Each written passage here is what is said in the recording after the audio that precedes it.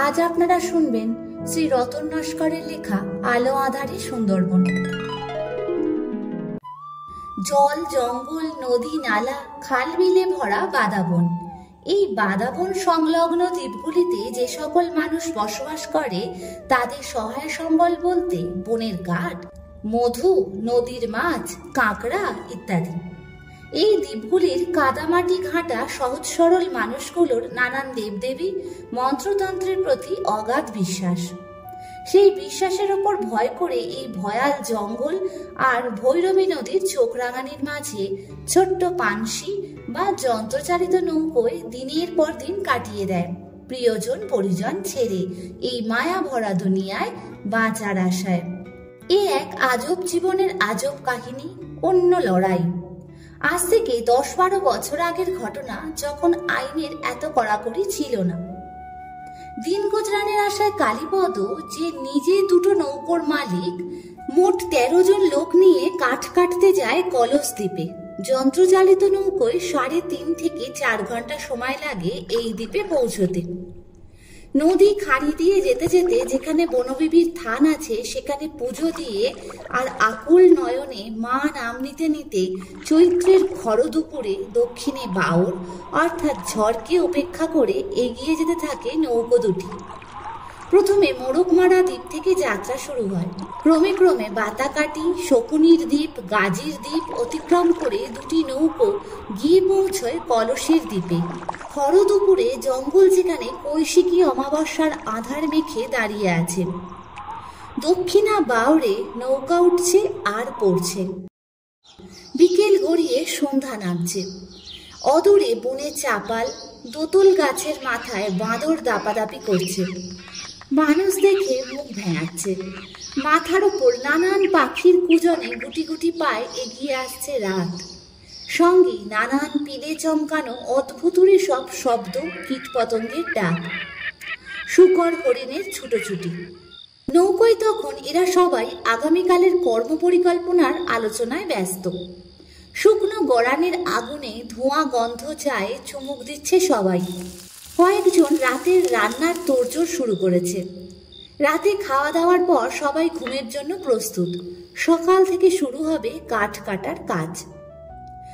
এই জঙ্গলি মানুষগুলোর মনে ধারণা যে বিভিন্ন দ্বীপে যে কাঠ, মধু, মোম রয়েছে তা বিভিন্ন দেবদেবীর অধীনে।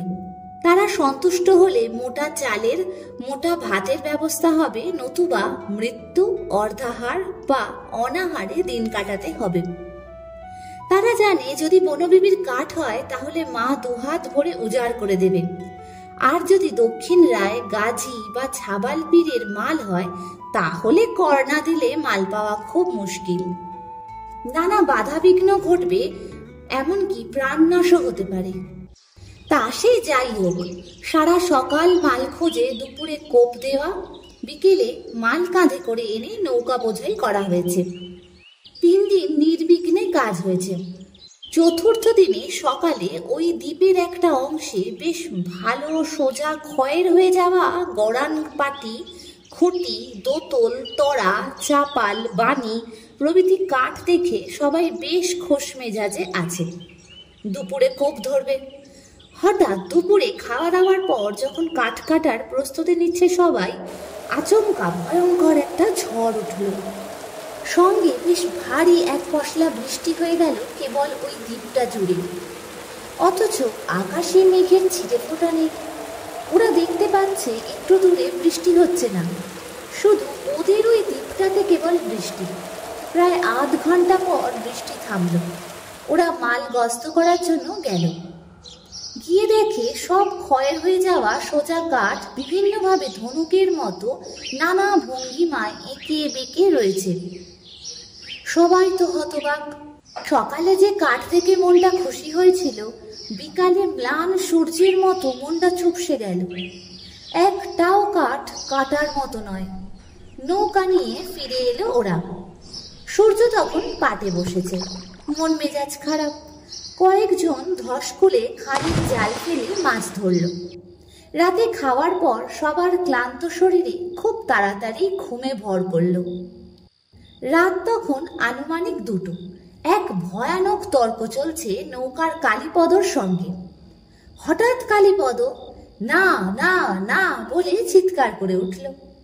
আমি পারবো না, সবাই পরের বাচ্চা, আমি কাকে দেব মা? এই প্রস্তাব মেনে নেওয়া অসম্ভব। ওর চিৎকারে ঘুম ভেঙে গেল সবার। জঙ্গলে বহরদারের মানে মন্ত্রতন্ত্র জানা একজন ব্যক্তি, যে মায়ের প্রতি অসীম বিশ্বাসে মানুষের মনে সাহস যোগায়, তার নির্দেশে সবাই চুপ করে থাকে। আগে থেকে তারা জানে যে যদি কেউ কোনো স্বপ্ন দেখে বা কিছু বলে ঘুমন্ত অবস্থায়, তাহলে তাকে কেউ বাধা দেবে না, কোনো কথা বলবে না। যারা বনে যায় তাদের মধ্যে কোনো শুদ্ধাচারী ব্যক্তি বহরদার বা নৌকার মালিককে বনদেবী বা কোনো বনদেবতা স্বপ্ন দেখায়, সে ভালো বা মন্দ যাই হোক না কেন। কালীপদ কথা বলছে, সবাই জাগন্ত নিশ্চুপ।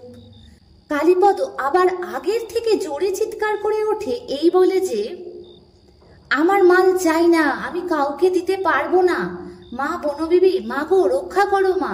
যেই এই কথা বলা, অমনি কোনো এক অদৃশ্য শক্তি তার জিভ টেনে বের করে দেয়, মেরে গা পিঠ ফাটিয়ে দেয়, মুখ থেকে বোল হারিয়ে যায়। হঠাৎ সে উঠে নৌকো থেকে চলে যাওয়ার জন্য উদ্যত হয়। পাশে ছিল কামাল, সে খপ করে তার হাত ধরে। কালীপদ গো গো শব্দ করতে থাকে, মুখ থেকে কাঁচা রক্ত গলগল করে বেরিয়ে আসে। জল দিয়ে মুখ ধোয়, মা বনবিবির নাম করে জল খায়। মুখ থেকে আর রক্ত বের হয়নি বটে, কিন্তু নির্বাক হয়ে যায়। সেই ইশারায় কাগজ কলম চায়।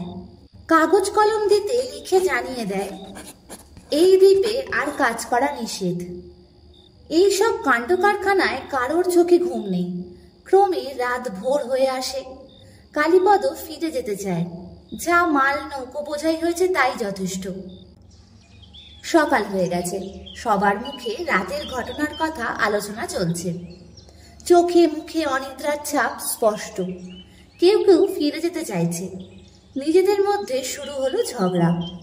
তাদের মধ্যে কিছু আনাড়ি গোয়ার কাঠুরিয়া বলল, যারা ফিরে যাবে তাদের প্রত্যেককে 3000 টাকা করে ভাগ দিতে হবে। 2টো নৌকো আমরা ভরা করে নিয়ে যাব। তবে কালীপদ আবার লিখে দেয়, এই দ্বীপে গেলেই বিপদ। মায়ের আদেশ পাশের দ্বীপে মাল কাটা যেতে পারে, তবে 3 দিনের মধ্যেই দ্বীপ ছেড়ে চলে যেতে হবে। এই ঘটনার ফলে কলস দ্বীপ ছেড়ে তারা চুলকাটির দ্বীপে কাঠ কাটতে গেল।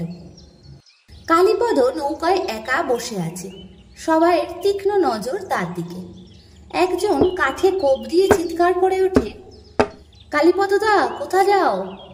দেখে কালীপদ 2 হাত কপালে ঠেকিয়ে প্রণাম করছে আর তরতর করে জঙ্গলের ভিতর চলে যাচ্ছে। একজন ছুটে গিয়ে ওকে ধরে ফেলে। অনেকে ভয় পায়, মাল কাটতে রাজি হচ্ছে না। কিন্তু রঞ্জন, নরেশ, ভেটু, পাঁচু, ধনা এরা সবাই অন্যদের কথায় আমল দিচ্ছে না। সেদিনের মতো কাজ শেষ। কাটা মাল কাঁধে করে বয়ে নৌকা ভর্তি করা হলো। পরদিন মা চণ্ডীকে পুজো দিয়ে ধূপ জ্বালিয়ে জল ছিটিয়ে মাল খুঁজতে যাওয়া হলো। ভালো মালের সন্ধান পাওয়া গেছে। নৌকো একটা ফোড়ন খালের বাঁকে নোঙর করা হলো। খাড় ভাটা। দুপুরে মাল কাটতে যাওয়ার জন্য মা মা মা বলে নৌকো থেকে নেমে দেখে যে পথ দিয়ে তারা যাবে সেখানে আড়াআড়ি ভাবে পথ আটকে বড় প্রায় 4 হাত কেউটে সাপ শুয়ে আছে। মাঝে মাঝে মাথা তুলে ফোঁস করছেন, কিন্তু কি আশ্চর্য, সেই স্থান থেকে একটুও সরছে না। পথে বাধা। কেউ কেউ দোনামোনা করছে। অনেকে বলছে, আর নয়, অনেক হয়েছে বাবা, জান থাকতে বাড়ি ফিরে যাওয়া ভালো। তারপর অনেক বাদানুবাদের পর বিপরীত দিক দিয়ে যাওয়া হলো। শুরু হলো কোপ। গাছ 2-1টা কাটার পর গাছ ঠেলে মাটিতে ফেলতে যাবে, দেখে সাপ। গাছ তুলতে গিয়ে যখন কেউ ধরছে, দেখে গাছের সঙ্গে লাউ ডগা সাপ মুঠো করে ধরেছে। কাঠ কাটা বন্ধ হলো। সবার মধ্যে আতঙ্কের চোরা স্রোত বইছে। এত বাধা বিপত্তি সত্ত্বেও ওই গন্ড গোয়ারগুলো ফিরে যেতে রাজি নয়। যাই ঘটুক না কেন, নৌকো ভর্তি করে নিয়ে ফিরতে হবে। এটাই তাদের ধনুক ভাঙা পণ। কালীপদ অসহায়। 6 দিন হয়ে গেল, তার মুখে বোল নেই। এদিকে তার নিষেধের গুরুত্ব দিচ্ছে না কেউ কেউ। সে চুপচাপ থাকে আর মনে মনে শুধু মাকে ডাকে। ভাবে কোন অপরাধে তার এমন শাস্তি হলো। নয় নয় করে হ্যাঁ তো প্রায় 15 বছর বাগান করছে, সেই 12 বছর বয়স থেকে, বাবাকে হারানোর পর। ভেবে কোনো কুলকিনারা পাচ্ছে না। সন্ধ্যা হয়ে এসেছে। সেদিনের মতো কাজ শেষ, সবাই নৌকোর ওপরে। ঘরে ফেরা না মাল কাটা, এই নিয়ে দুদলের মধ্যে জোর ঝগড়াঝাটি চলছে। ঝগড়া শেষ পর্যন্ত হাতাহাতিতে গিয়ে শেষ হলো। কে একজন বলল, প্রহরী ডাকছে মনে হয়। প্রহরী বলতে এখানকার মানুষ বিশ্বাস করে যে কোনো প্রেতাত্মা যাকে বাঘে খেয়েছে, সে আরেকজনকে বাঘের হাতে তুলে না দিলে তার আত্মার মুক্তি পাবে না। রঞ্জন বলল, দূর দূর, ওটা বুড়ো হরিণের ডাক, ও কিচ্ছু না। একটু পরে মনে হলো শুকনো লতাপাতা মারিয়ে বোকরা মানে হেতাল বন ভেঙে কারা যেন দৈত্যের মতো ছুটে আসছে। সবাই সাবধান, সতর্ক দৃষ্টি। হাতে 5 ব্যাটারি লাইট, দা কাটারি, লাঠি, সরকি নিয়ে সবাই প্রস্তুত। হঠাৎ কোথা থেকে একটা বন মোরগ ডেকে উঠল। উড়ে গিয়ে বসলো গাছের একটা ডালে। ওরা তাকিয়ে দেখে 9টা হরিণ ওদের সামনে এসে হাঁপাচ্ছে। লাইটের আলো দেখে ওরা প্রাণপণে দৌড় দিল। হঠাৎ জলে একটু দূরে ছপাত করে একটা শব্দ হলো। বহরদার লাইট মেরে দেখে 3টি বাঘ মাথা উঁচু করে সাঁতার দিয়ে পাশের নাসি পার হচ্ছে। এদের দিকে কোনো ভ্রুক্ষেপ নেই। ভয়ে এদের শরীর কাঁটা দিয়ে উঠল। বহরদার বলল, গতিক ভালো ঠেকছে না, সবাই শুদ্ধাচারে আছিস তো? এতদিন বাগান খাচ্ছি, অথচ এত বিপদের সম্মুখীন কোনোদিন হয়নি। রাত্রে সবাই ঠিক করলো খাওয়া দাওয়ার পর জোয়ার এলে গাছের গায়ে পুজো দিয়ে এই দ্বীপ ত্যাগ করবে। রাত 11টায় জোয়ার আসতে গাছ পুজো দিয়ে যাত্রা শুরু হলো। আবার সেই দক্ষিণে বাউল। নৌকো চলতে চলতে থমকে যাচ্ছে। প্রচন্ড ঢেউ আছড়ে পড়ছে নৌকোর পেটে। রাতে ঢেউ ভাঙতে ভাঙতে অবশেষে গাজীর খালে নৌকো ঢুকলো। রাতে থাকা হলো। কেউ কেউ অতন্দ্র প্রহরীর মতো জেগে থাকার চেষ্টা করছে। তবু ক্লান্তি ও দক্ষিণা হাওয়ায় চোখ জুড়ে আসছে। কয়েকদিনের ঘটনায় সবার মনে ভয়, চিন্তা, দুশ্চিন্তার ঘনঘটা।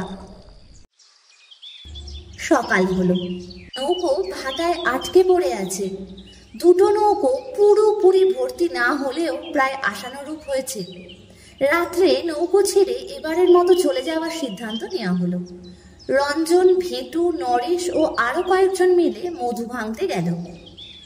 সঙ্গে দা, হাঁড়ি, লাঠি প্রভৃতি নিল। গাজীর দ্বীপে একটা চাক দেখল। লতাপাতা বোগরার ঢোস, অর্থাৎ দড়ির মতো গাছের ছাল দিয়ে বেঁধে চাকে ধোঁয়া দেওয়া হলো। মজার বিষয় হলো যে ভরা চৈত্র মাস। সবাই বলা বলি করছে যতই ছোট চাক হোক কমপক্ষে 10-12 কেজি মধু হবেই হবে।